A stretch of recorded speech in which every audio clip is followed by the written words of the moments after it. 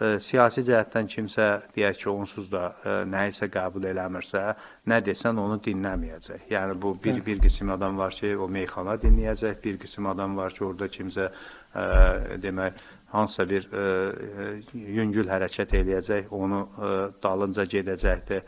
Amma əsas cəmiyyətin ciddiliyini qorumuş insanlara ciddi söz demək fürsətini doğru dəyərləndirməlisən. Və onda artıq insanlar da nəyi deməyə mümkün olduğu, nəyi elə məsələlər var ki, məsələn, biz öz fikirlərimizdə açıq ifadə eləyə bilmirik. Məsələn, xarici siyasətlə bağlı, qonşu ölkələrlə bağlı, bəzən görürsən dövlət siyasətinə uyğun gələn mövqe sərgiləməlisin. Amma bu, sənin daxili mövqin də olmaya bilir.